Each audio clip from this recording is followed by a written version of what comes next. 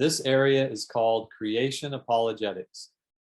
The basic premise is this: the universe and or life on earth was created by a supernatural deity. That's the assumption. It addresses the question, why do we exist? If we are accidents, then let us eat, drink, and be merry, for tomorrow we die. This life is it, so just enjoy yourself.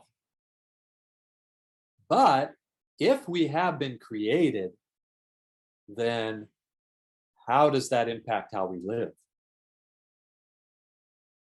If we have been created by an eternal first cause, we can pursue the questions of life. For example, why are we here? Where are we going? What's the purpose of life? I've often wondered about this recently, just in kind of my thinking about stuff. And I wonder, I look at the world around me and I say, why do all these people just go about their business? I mean, they just go to work, come home, watch television, maybe cook dinner, try to get their kids in bed, and they work 6 or 7 days a week. What's the purpose of life? I mean, why are they doing that? So that they can have a bigger car, a nicer house, maybe some clothes, maybe have the latest smartphone. I mean, why are people they just live their life that way and they come to the end of their life? What's the purpose of life? Maybe try to make it better for the next generation. That's the only thing I can think of. Maybe give your kids a better life. I really don't know what goes on in people's minds. If you don't believe in God, then why do you do what you do? That's a real critical question. And so we're going to talk about that. Why do we exist? If we believe in a creator, that's going to influence our answer. If we think that we're from amoebas and monkeys, that's going to influence our answer also.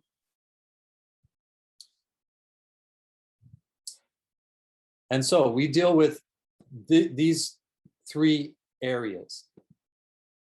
The classical questions of our existence. Is there a God? Where did the universe come from? And who are we as human beings? Why do we exist? So is there a God? What's with this universe? And what about us? Those are very deep questions. A lot of people, I don't think they really think about these very much. And it clearly shows in the way they live.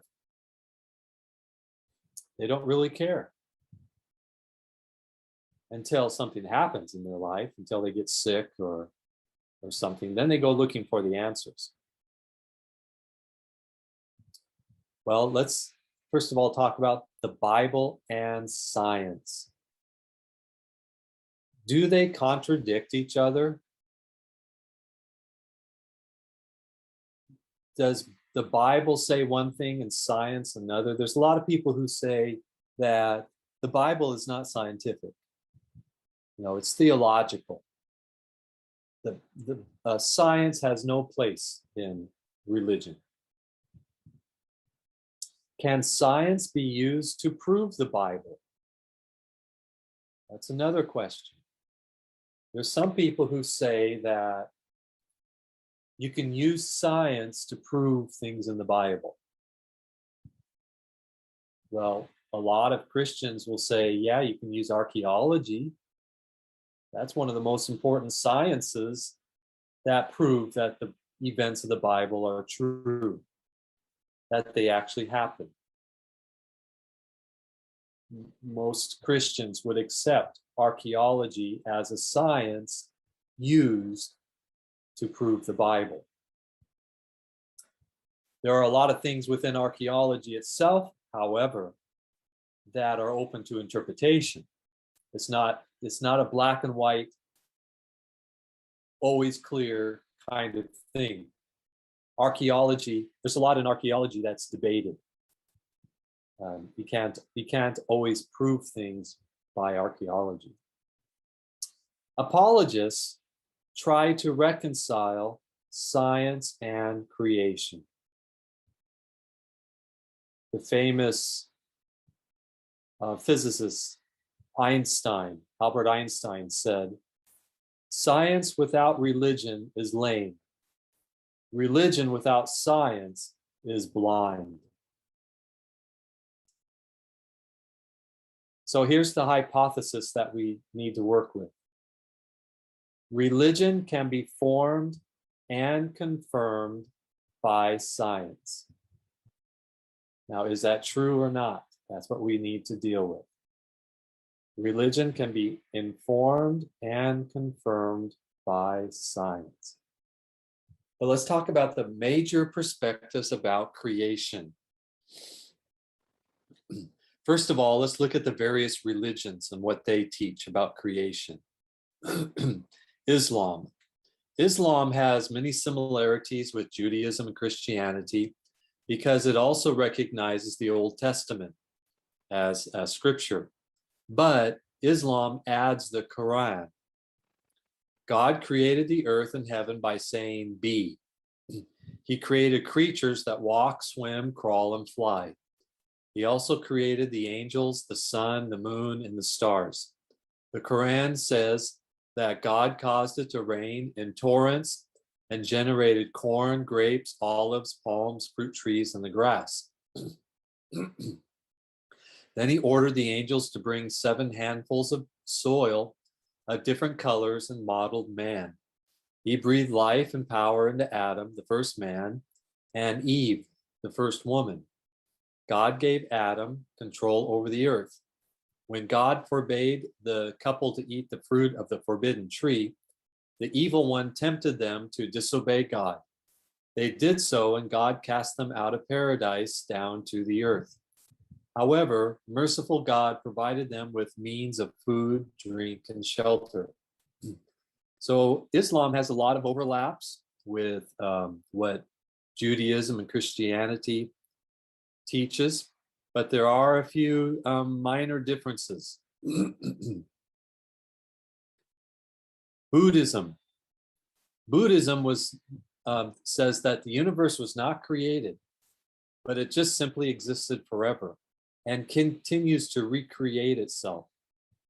Buddhism teachings state that the world is in a constant state of samsara, meaning the continued repetition of birth and death. Buddhists believe that human energies and nature are interdependent and have constantly been flowing together forever.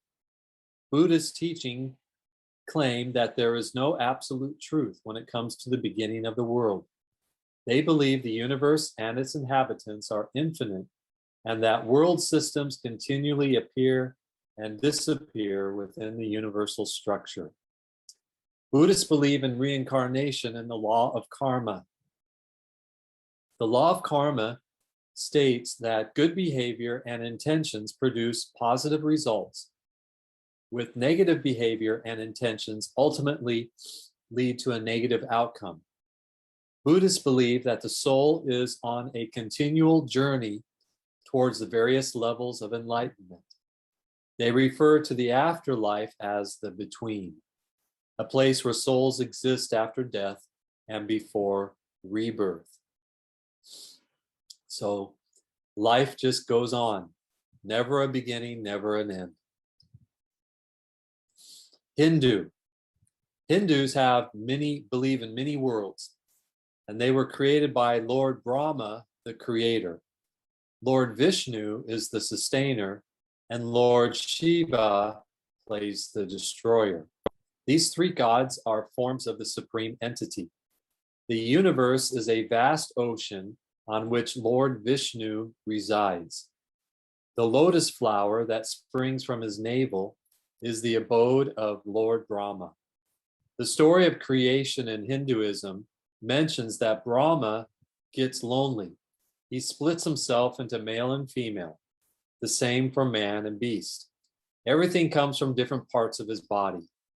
One day, Lord Brahma is supposed to be longer than 4,000 million Earth years.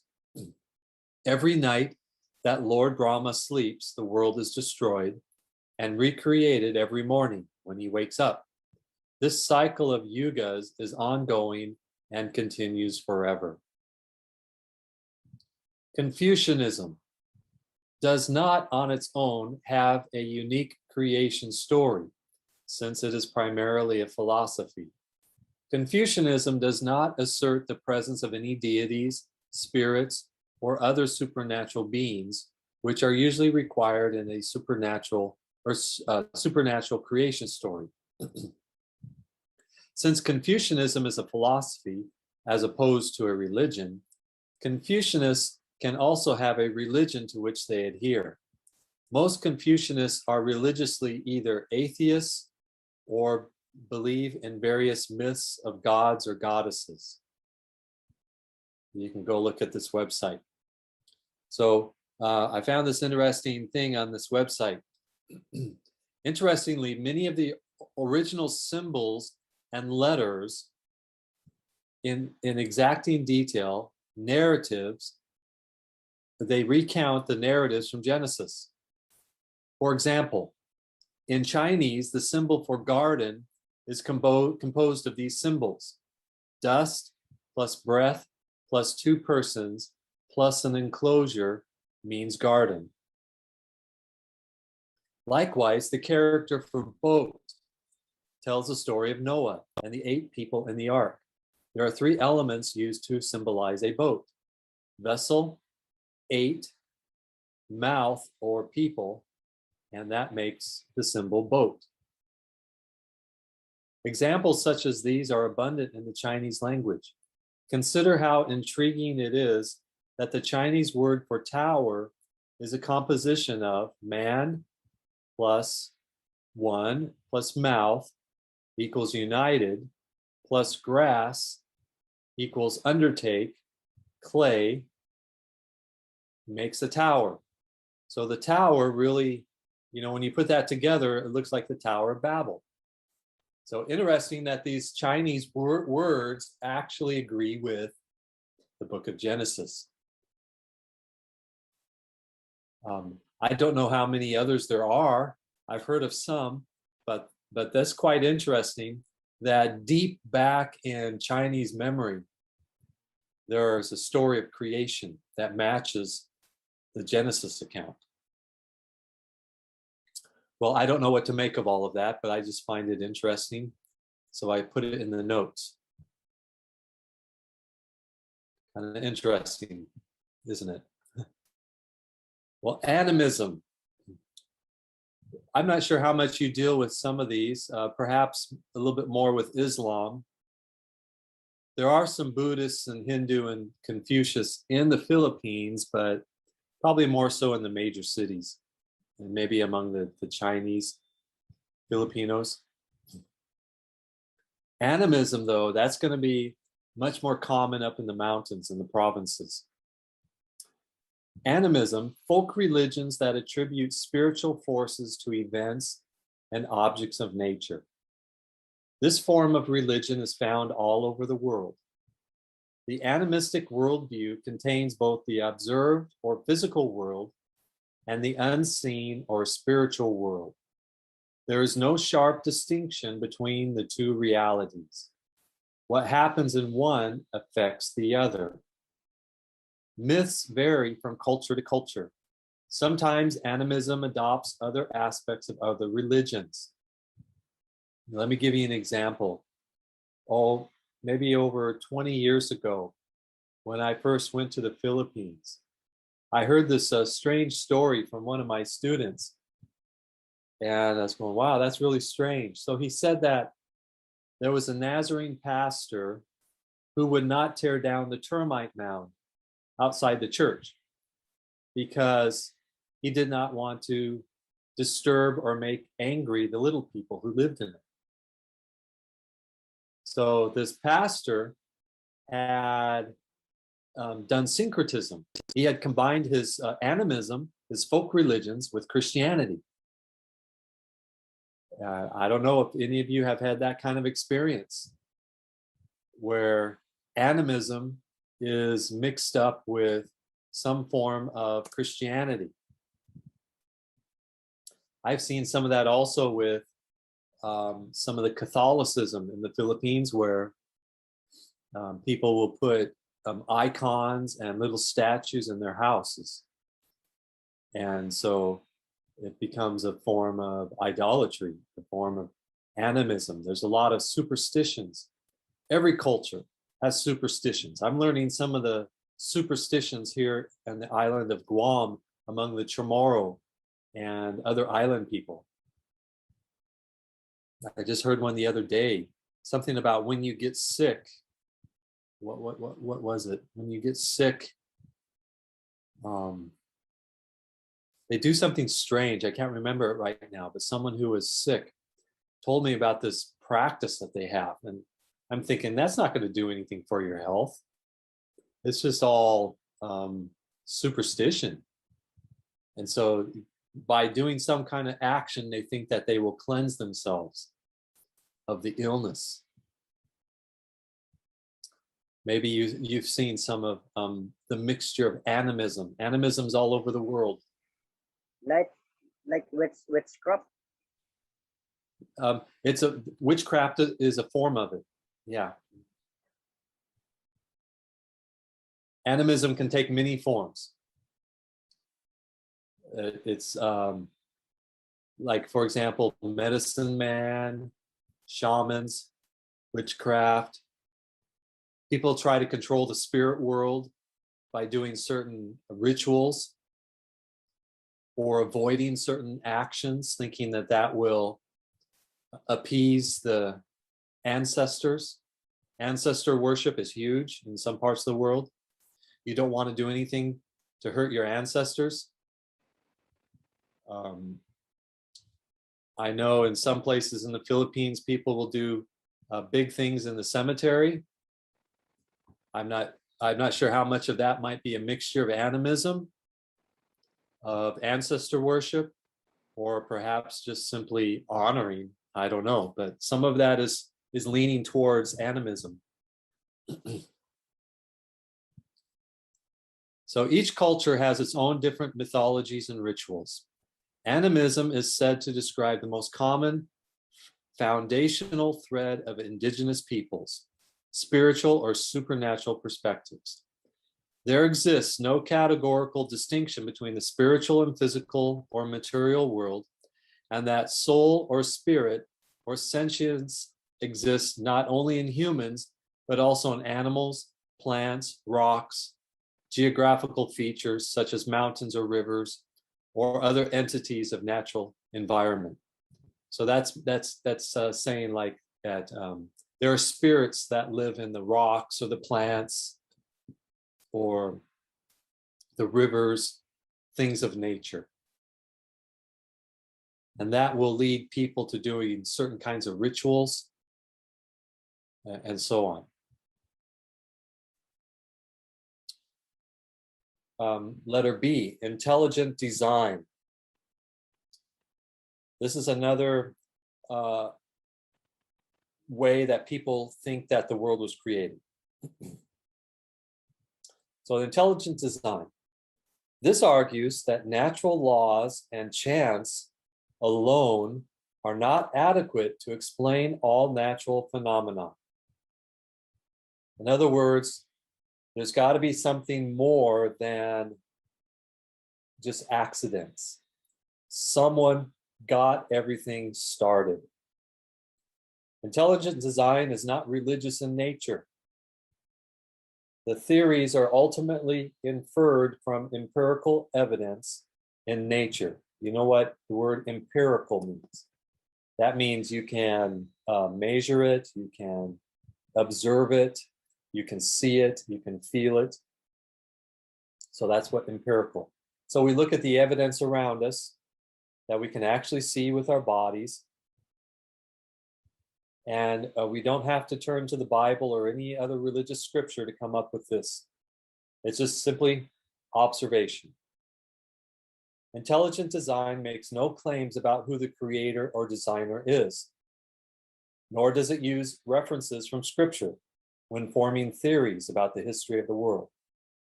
Intelligent design simply postulates that the cosmos possesses evidence that it was intelligently designed.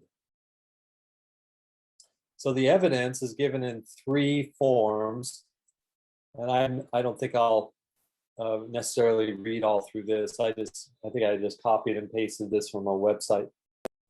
So the first area is biology, looking at all the way down to cells. You know, the complexity of cells and how nature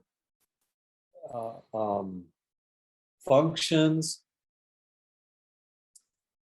even the sequence of DNA, chromosomes, all that fun stuff that we learn about in high school.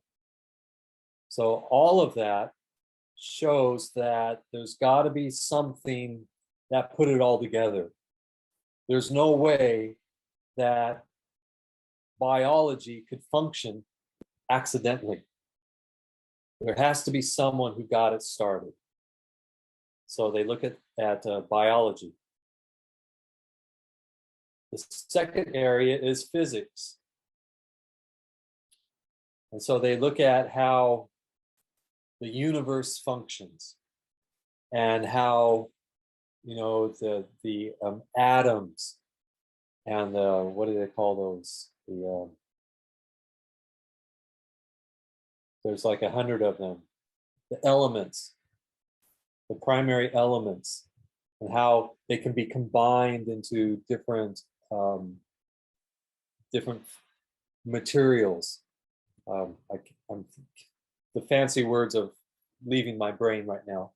But anyway, so people look at the universe and how it operates and say that cannot be accidental. Even if one little part was off in the universe, it would all crumble. It would all come to nothing. It is so perfectly balanced. And so here it says, one of the examples of fine-tuning is the rate at which the universe expands. This value must be delicately balanced to a precision of 1 part in 10 to the 55th power. That's huge. I don't even know what that number is. 10 with 55 zeros after it. So it has to be perfectly balanced. Otherwise, nothing would work in the universe. So they say that from a perspective of physics, there must be a creator. And then the final area is cosmology. With modern discoveries in the field of cosmology, the concept of a definitive beginning of the cosmos has been demonstrated almost beyond question. So everything which begins to exist has a cause apart from itself. Something caused something. Everything has a cause. Therefore, the universe had, at some point, it had a beginning. Therefore, the universe has a cause apart from itself. There has to be something outside of the universe that got it started. Nothing within the universe could have started the universe because you cannot cause yourself. Something outside has to cause what started the universe. So cosmology. So there are scientists who are not Christian, they're not believers at all, but they accept the idea of an intelligent design. Why? Because the science proves it. Okay, you can do some research on that if you're interested. And then a third major area of about how we came to be is called the young earth creation, also known as creation science. The basic premise is that geological and physical evidence is more consistent with a recent creation than an old earth. Creationist apologetics aims to defend views of origin such as young earth creationism and old earth creationism that run counter to mainstream science. Young earth creationists believe the Bible teaches that the earth is approximately 6,000 years old. They reject the scientific consensus of the age of the earth, which is, I don't know, 4 billion years old or something. They apply a literal interpretation of the primordial history in Genesis 1 through 11, such as the long lifespans of people like Methuselah, the flood, and the Tower of Babel. This is probably what maybe some of you were taught if you went to Sunday school.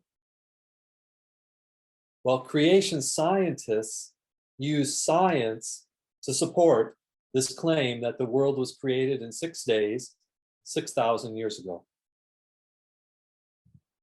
Now, there are two very well-known organizations that do this, argue for this. One is called Institute for Creation Research, ICR.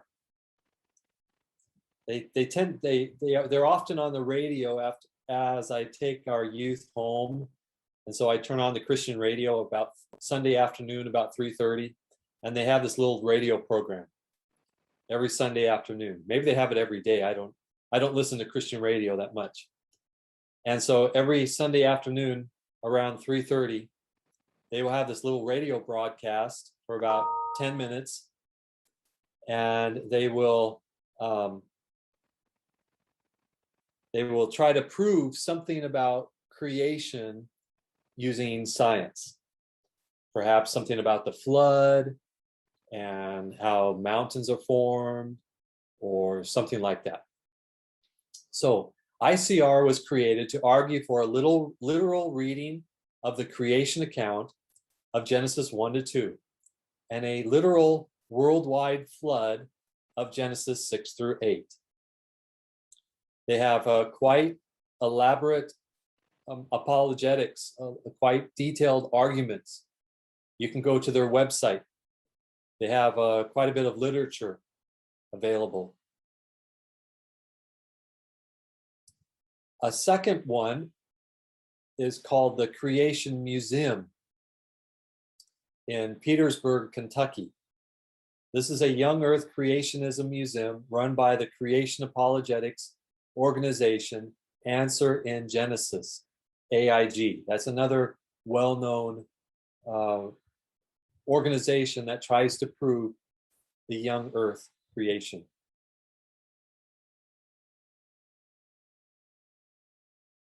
They look at the flood geology, and they look at how mountains and how canyons are formed, and they look at the layers of dirt, and it provides clear evidence of the global flood of Noah, which strongly supports a young earth and contradicts the long ages the theory of evolution requires to operate.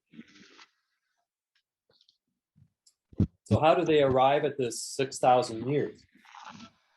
Well, the Bible contains a genealogical record from Adam to Jesus. So they put all those together and they calculate it all out, and they come out with that 6,000 years.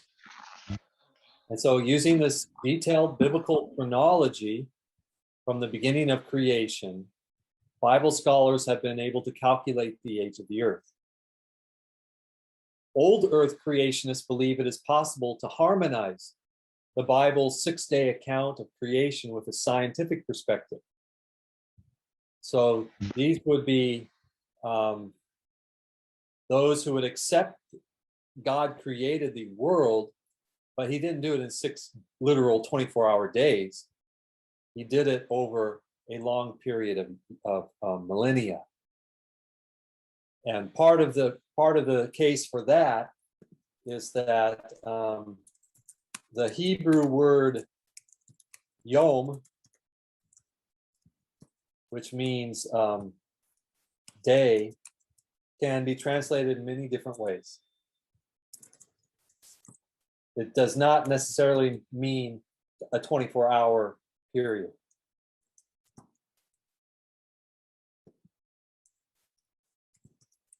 It can mean an epoch, a period, a duration,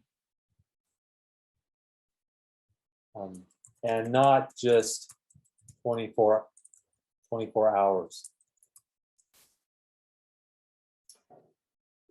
And so another argument for this is that Genesis 1, 2, 3 is not so much historical as it is theological.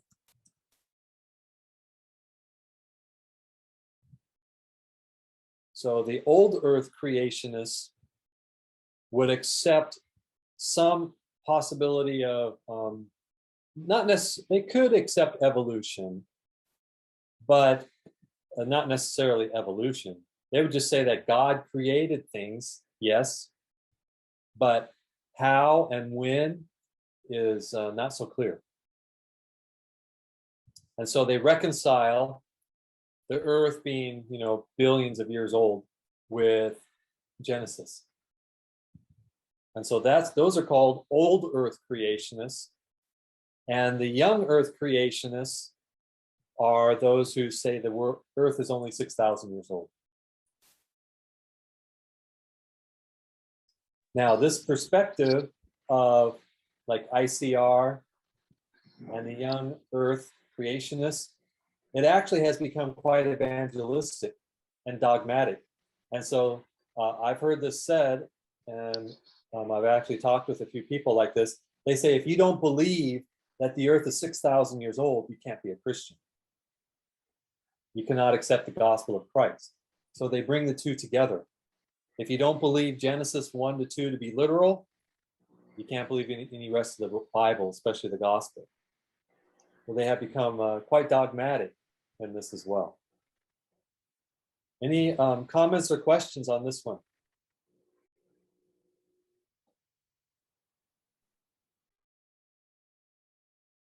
They say it's 6,000, but some claim that the earth is only 2,000 years. 2,000? Well, no, it can't be 2,000 because what do you do with the Old Testament? Because Jesus was here 2,000 years ago. And then so you just throw out the Old Testament. And obviously there's things that archaeologists have discovered from 5,000 years ago, maybe 10,000 years ago. So there are some, so what ICR would say is that, if you use carbon dating is not always correct. What's that, sir? What's carbon dating? How do you do that? Carbon dating is where you take some kind of something that was living matter, like a plant or stone. No, stones are not carbon. No, carbon is a living creature. We are carbon. Plants, animals, grass, and so you find a little piece of that from ancient times, and so they will. So carbon over a period of time deteriorates, and so they're able to look at the atomic structure of the carbon and determine how long that has been deteriorating. And so that's called carbon dating. So if they dig up, for example, archaeologists dig up and they find this pot with, it looks like ash or something, maybe some wood was burnt there. they can take that and do carbon dating. Probably one of the most famous and controversial ones is called the Shroud of Turin. Have you heard of that? Yeah. Mhm. The Shroud of Turin is the supposed burial cloth of Jesus. Mhm. And so they cut off a little corner of it and did carbon dating. Mhm. And I think they determined it came from about 1000 AD. So they determined it was a forgery.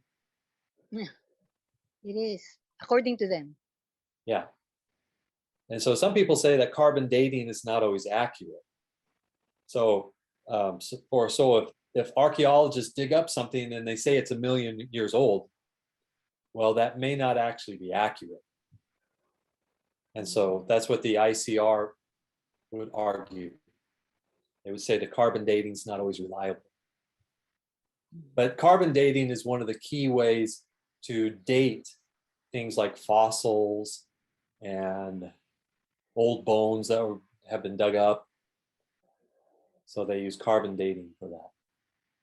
So you can look up the idea of carbon dating. Mhm. So what we're trying to prove here is how Earth came to be from different aspects. That's the question. Because, and here's what we need to talk about before we conclude. There's still a few more things here. But what you determine about how you were created will determine why you think you exist. Mhm. Let me give you well, we should move on to this next one. But if we believe we came from little amoebas or came from the monkeys, that means we're just animals and we can do whatever we want. You know, we're not accountable to anyone else. But if we believe we came from a creator and we're accountable to that creator, that changes how we live. That's why some people say that the morality of some places in the world has gone downhill. For example, let me give you an example from my own country, the United States. They used to have Bible reading and prayer in public schools. But I think around maybe the 50s or 60s, they took Bible reading and prayer out of the schools and started to teach evolution. Well, what happened to morality? It also went down. And many social problems resulted. When you take God out and you put in mankind as our own boss, that means we can do whatever we want. You know, it doesn't matter what I do. Maybe as long as I don't hurt anyone, I guess, but I can go out and party and, you know, live up life because let's eat, drink, and be merry because tomorrow we die and that's the end of our existence. So enjoy life now. Have the comforts of life. Why do you think so many people are afraid of the COVID virus? Because they have no hope after they die. You know, we shouldn't be afraid as believers. If we die, well, Paul said, for me to live is Christ and to die is gain. So we don't need to live in fear. But if you believe this life is all there is, you betcha you're afraid. I mean, you don't want to die because this is your existence. That's why this question is so important.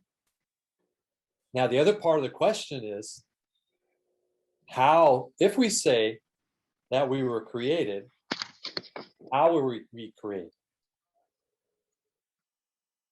How did we come about? Were we created by a big bang, which is the next part, the evolution? Were we created by accident, by like the Hindus who say that the god, which one was it? That the god Brahma split apart? Mhm. You know, what do we believe? Now, young Earth creation and old Earth creation, those I think you could be a believer and accept either one. I actually know believers who accept both perspectives. I know Nazarenes who accept both perspectives.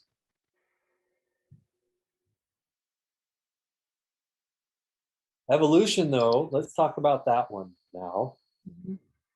Probably most of you would be familiar with that if you've been through any kind of school system.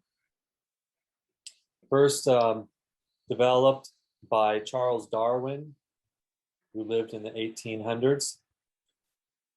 He saw that there are similarities between species that show relationships that developed over long periods of time. So, for example, there's something similar between humans and apes or Mhm. monkeys. You know, we have fingers, we have face, we even can walk on our two hind legs. And so, you know, he started seeing that, started seeing similarities between certain animals and other things like that. And he said that these developed over long periods of time. Evidence shows that the universe is 13.8 billion years old and the Earth is 4.54 billion years old. Now, that number of years is hard for us to even comprehend. You know how many zeros are after this? That'd be 13, 800, 000, 000. That's a very long time, beyond our imagination. So evolution is taught as a fact in many schools now. I'm not sure about the Philippines. I'm not familiar with the school system there. But I know in Western countries, communist countries, evolution is basically taught as a fact. My junior high, 7th grade science teacher, Mr. Humphreys, he got up in class and he said, evolution is a fact. Well, here I was, a 12, 13-year-old boy, grew up in a Nazarene home, went to Sunday school, and I hear this teacher telling me that evolution is a fact. And it kind of disturbed me a little bit. And so that happens all the time to our children. So this is one area that we have to think carefully about.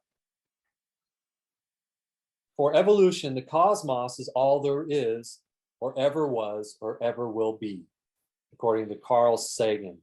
He's a famous atheistic writer.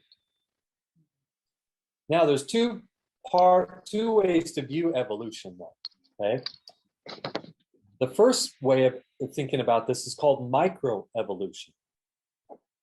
A relatively small genetic variations within a species, which can sometimes cause the formation of new subspecies. For example, think of dogs. Dogs are related to wolves and are related to foxes and other canine types of animals. Our little cats in our house are related to the bobcat and the lion and other kinds of feline cats.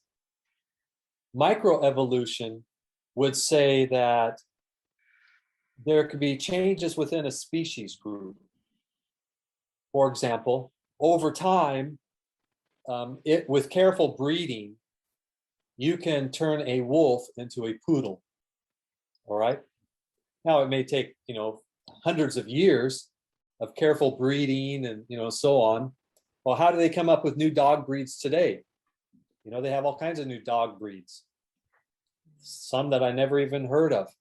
If you're a dog trainer and get into dog shows, you know about that.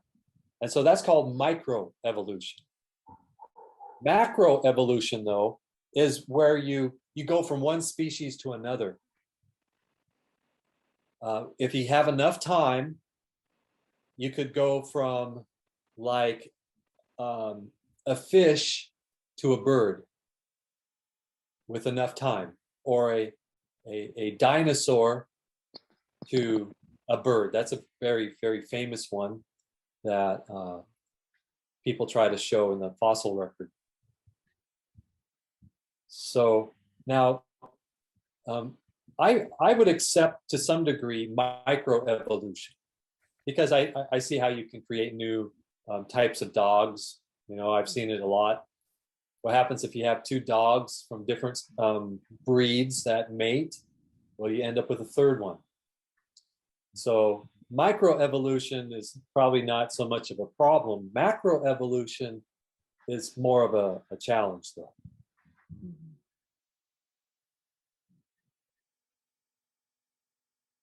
Okay, well, here's some So- problem. Yeah, go ahead, question. So which is more logical, the microevolution? Well, it depends on your logic. And so you always have to ask the question, how did someone arrive at that belief? What did they do to arrive at that belief? Now, how do people prove macroevolution? Well, they look at fossils. And so they look at, like, you've heard of the Neanderthal man. Probably. Neanderthal would be a species of humanoids that lived, 10,000, 20,000 years ago, that died out because Homo sapiens, which we are, won the battle. So something caused the Neanderthals to die, and so they look at fossil records. Now, Neanderthals a little bit closer to a monkey when you look at what they look like. And so, so people keep tracing back, and they will say, they will find a piece of a jawbone, Mm-hmm. and they will create a whole, I wouldn't call them persons, but they would create a whole creature based on a jawbone. And they would say that jawbone is 4 million years old. And based on that jawbone, this is what that person looks like, halfway between a monkey and a man. All right. So that's a fairly common way of doing that. Well, what's the logic?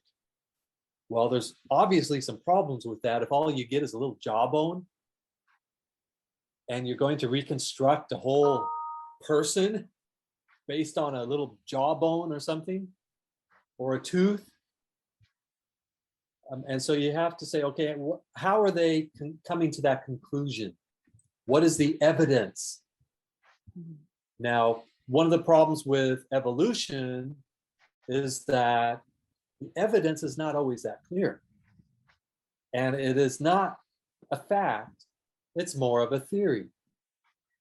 Because there are a lot of holes in the A theory. hypothesis.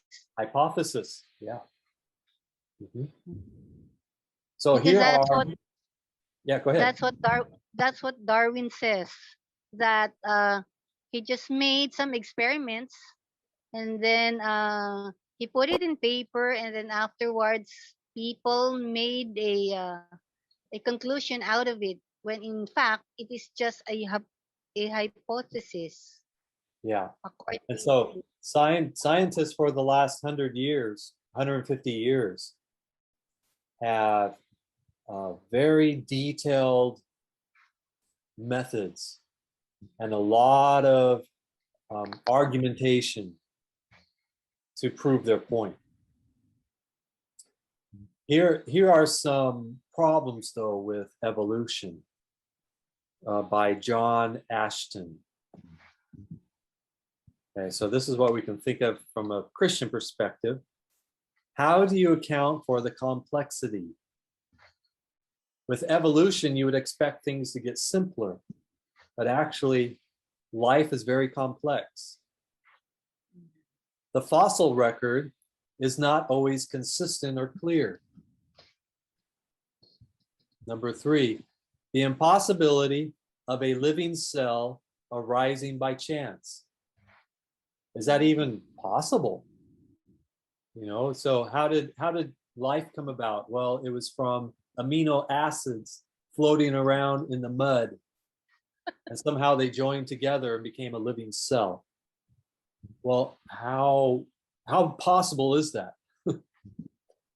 Number 4, random mutations can't produce new types of organisms.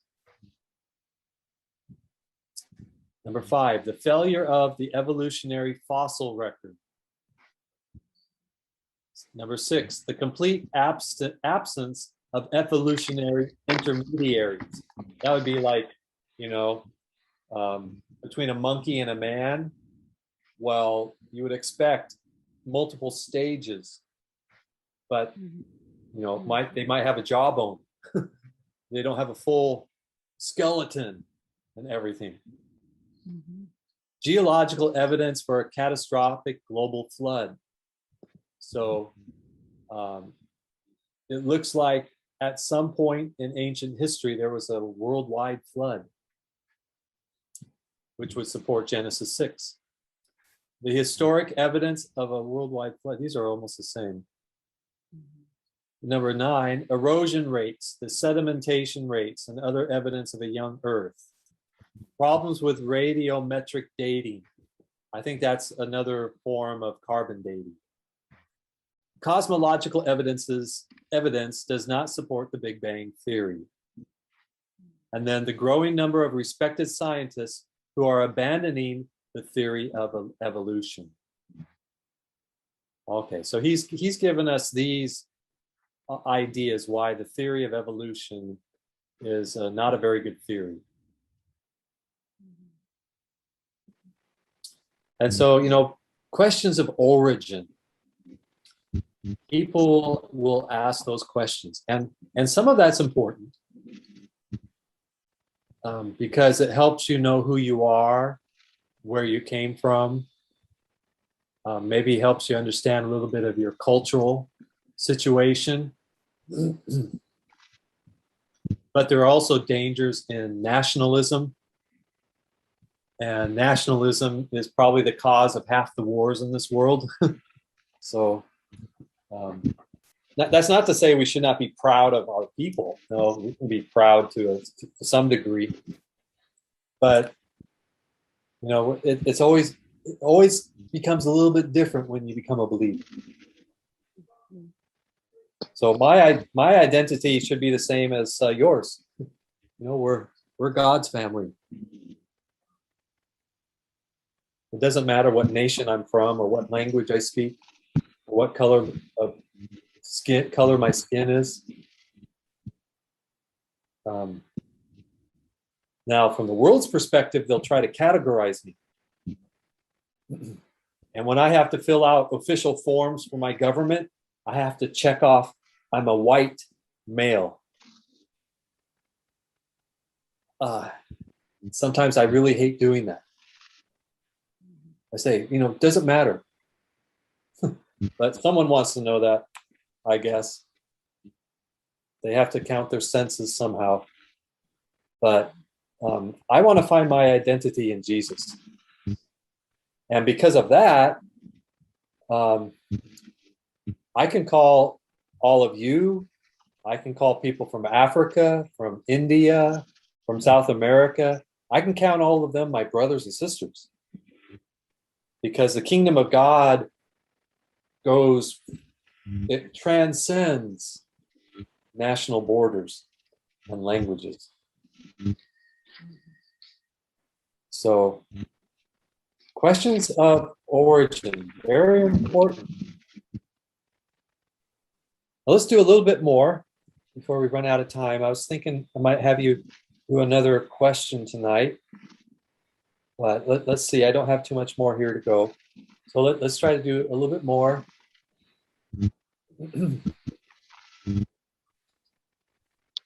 Actually, I want to hear from some of the others who were here last week too. So let's go on a little bit more, and then I want to pause. Worldview. At issue between these is worldview. Atheism. This view is influenced by a particular philosophy and not scientific fact. The outcome of atheism is a culture of death and selfishness. Just think of like abortion, right?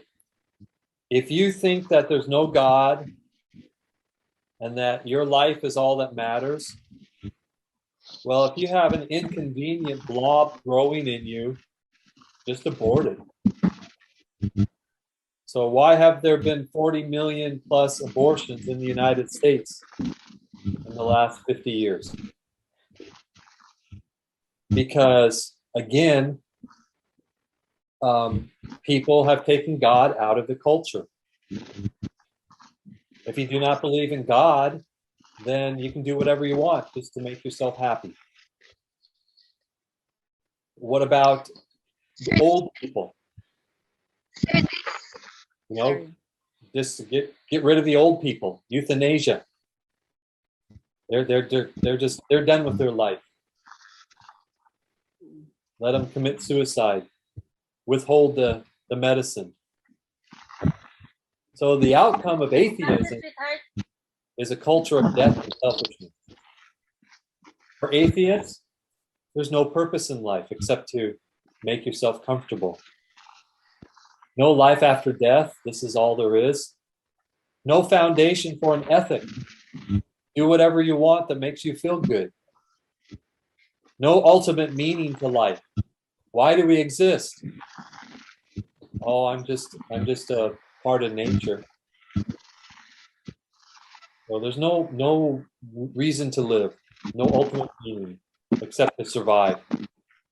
Religion of materialistic myth. Nature is our creator, and it becomes our own religion. Because this is really, atheism is really a religion of its own. They claim that they're not a religion, but they really are a religion. Evolutionists are dogmatic in their opposition to creation. Excuse me, sir. Yes. Atheism originated in your place. No, it's long before that. Long before that. But not you, of course, but the white people are the one propagating it right now. Atheism. So I what would, brought them? I What would not brought say, them? yeah, I would not say white people, because the color of skin is not a factor. But you could perhaps say Western philosophy, maybe. But there are plenty of people with dark skin who are atheists. Mhm. Is it a derogatory statement in in your place when I say white people? I think it categorizes people. So And we have to use Westerners. because, yeah, like if you think all Americans look like me, No. only 60% of Americans have white skin. So 40% look like you. So Brown. let me tell you something. I was at APNTS. We had a chapel service, and there was a work and witness team from the United States there, and we had a guest preacher that day, and he was talking about all these white Americans. Well, you know, we had a black American there. It's like, oh boy, this guy doesn't know what he's talking about. So yeah, just you have to be a little careful with skin colors these days. The world is a very mixed place. I see what you're meaning in that atheism probably came from European countries, perhaps. So, Yet the forefathers or the Calvinist group or the reformers are. So that would be a very big question mark for me. Why atheists came from that place when we have all the reformers almost good reformers there. Well, you have to know a little bit of history. That during the Renaissance period, and then what became known as the empirical period, the scientific method of study was developed. The scientific method is that there's cause and effect. Causative. There's cause and effect. Whatever you have, something caused it. There's nothing that we can think of in this world that was not caused by something. So the scientific method says that if you can figure out the cause, then you can figure out the effect. Well, and so everything has to be verified. It has to be proven. Well, how can you prove God exists? How can you prove that the Bible is history? You can come up with as many reasons to disprove it as you can to prove it. And so people began to question miracles. They began to question the historicity of the Bible, if the things actually happened. They began to question the resurrection of Jesus, or even that Jesus even existed. And so this developed in the late 1700s, and then into the 1800s. That's when Darwin came around and many other scientists. And so something had to be proven, otherwise it was only just myth or was not true. So that's called the scientific method. And we live now in the scientific age. Everything has to be proven. We actually now live in what's called the postmodern age, which is kind of going a little bit back towards what was around before, what's called modernism. But those are good topics for history class. I'm not a very good historian, so I don't know all those things too well. But okay. Thank you. Yeah. So there's another area called theistic evolution, and I mentioned this already.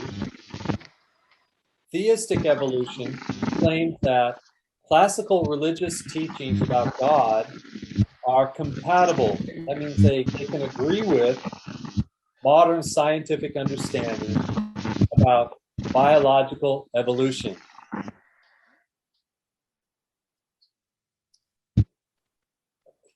So that there is a creator, but the creator created the world through evolution. So they try to combine evolution and creation. I need to fix these notes because this actually needs to go back up here. It kind of fits up here, but anyway, but that's called theistic evolution. There are a few people I even know, Nazarene theologians, who would be theistic evolutionary people. They try to reconcile science and creation. Now, how well can they do that? That's a debate, Some people say, well, if you cannot have both. You cannot have evolution and God is creator. Some people say you can have both. So that's why we have arguments. That's why people write books, and so on. Well, let's go to number 4. This is an important point for theology. You probably would learn this in theology class. But these are the arguments for God's existence. All right, these are very famous, and you can read more about them if you want. I tried to summarize them fairly easy here. So the first one's called the cosmological argument. Cosmos in Greek means world or universe. This argument, this theory, argues that the existence of the universe demonstrates that God exists.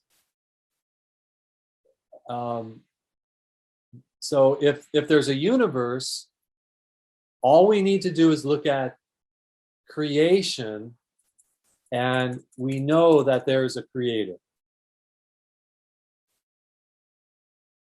The teleological argument, teleos in Greek means end or completion.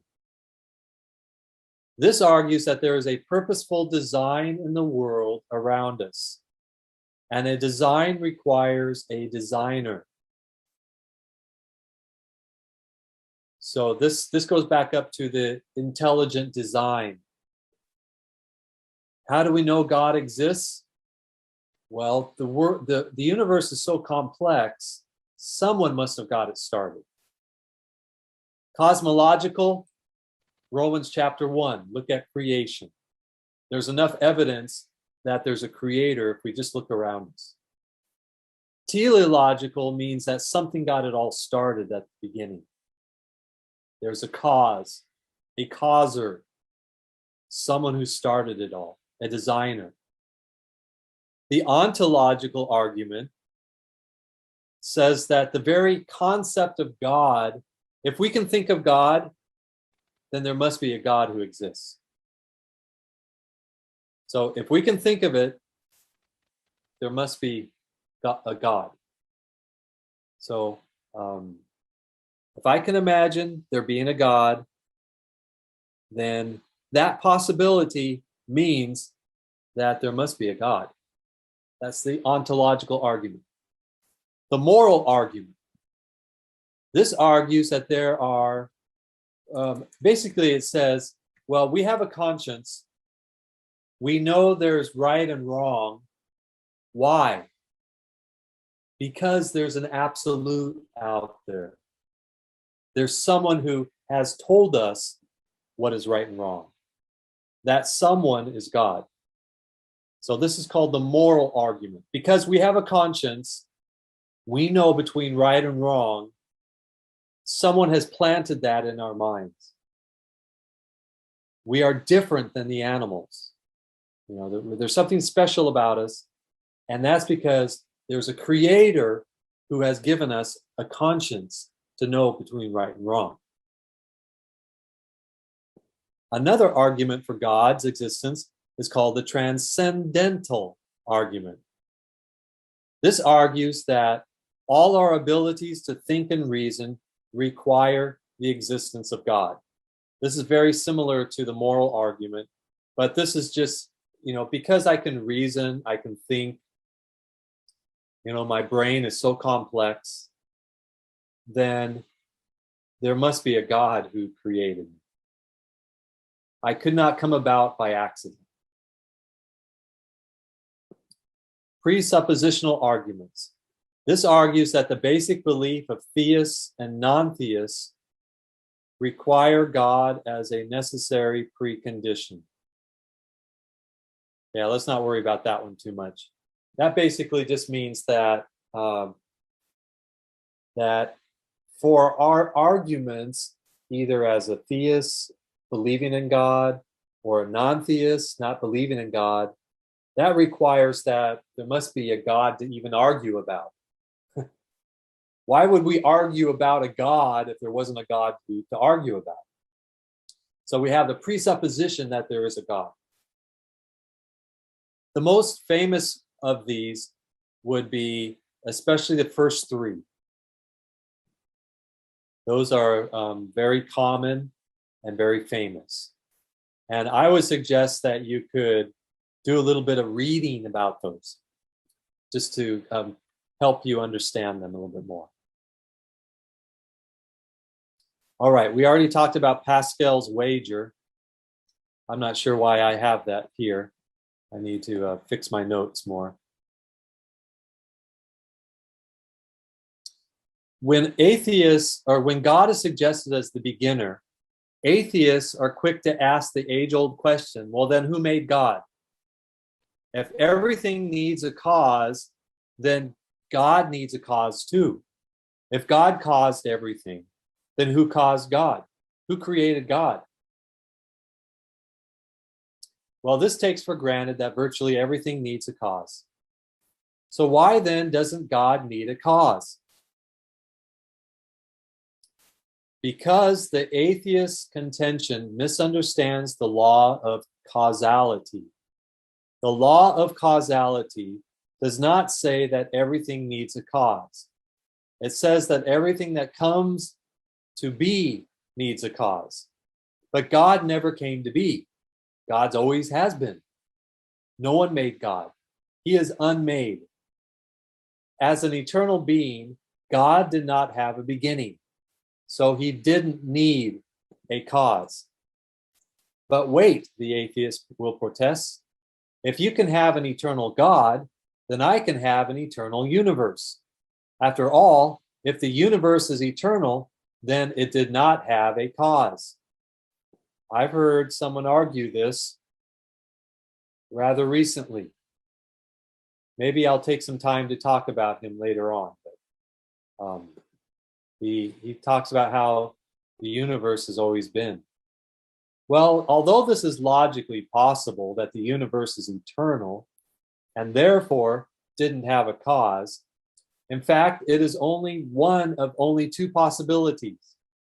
Either the universe or something outside the universe is eternal. You can't have both. Either the universe is eternal or something outside, namely God.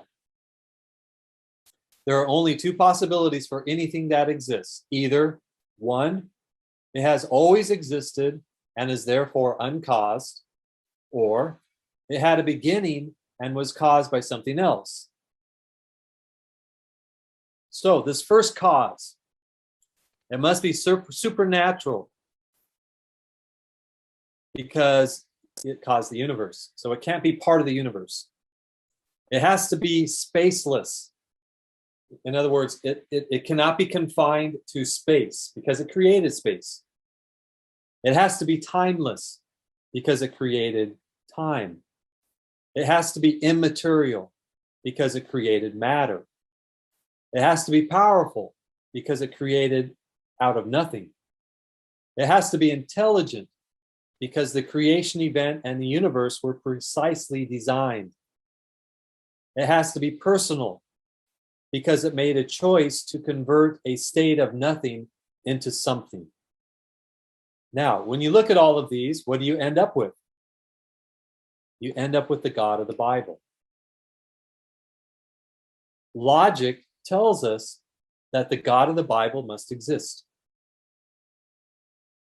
Self-existent, timeless, non-spatial, and immaterial. In other words, he is without limits, infinite, unimaginable, powerful, to create the entire universe out of nothing, supremely intelligent, to design the universe with such incredible precision.